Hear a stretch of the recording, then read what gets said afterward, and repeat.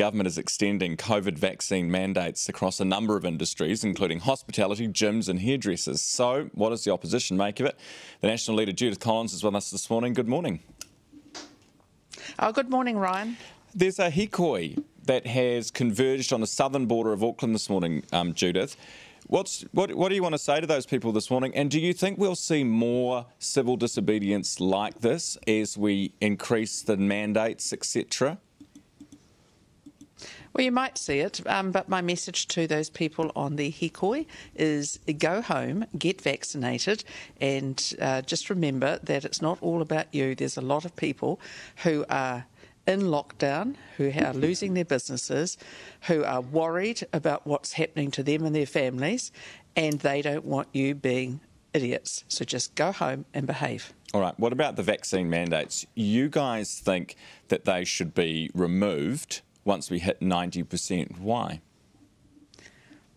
Well, we just believe that there needs to be an end time for this. There has to be some form of, let's say, when it finishes. So is it when everyone's 90% of the population is vaccinated? Is it when it's 95%? What is it? There needs to be some. Is it when Delta's no longer around or when COVID's no longer around? What is it? And we've seen no legislation from the government. So I think that the announcement they made yesterday, there will be some business owners saying, oh, thankfully you finally thought that we're around and we're losing our business. But, you know, thanks for doing something. The problem is there's no legislation ready. Nothing's been released on that. They haven't given out the public health advice or any other advice they've had, or the legal advice that they say that they've relied on. So let's just see it. And I think we're happy to help businesses, happy to help people have their jobs, but we need to see the detail. This is the interesting thing, isn't it, Judith? Because if your argument is we're doing this for the health of the nation and we're impinging on certain rights and freedoms in order to ensure the health of the nation. If you're vaxxed over 90% in Auckland, for example, to what extent is an order like that actually going to change health outcomes? And therefore, can it be justified? Yeah. Well, those are very good questions, Ryan, and they are questions that I think people are asking. So at the moment, people are just desperate. They want to get back to work. They want to get back to some form of normality. But there needs to always be, when you're balancing up the rights and responsibilities, that you need to be able to say, well, what is the end point? Is there no end point? Are we always going to have this, or is there... and that's where the government has been very remiss in not putting forward any legislation or anything like that, or even advice that they've got. Because it's interesting, because what you're saying is that we're almost suspending our freedoms. We're happy to give up freedoms, we're happy to give up liberties in the short term because we know there is so much to be gained, but then we need to be careful about the longer term implications of that.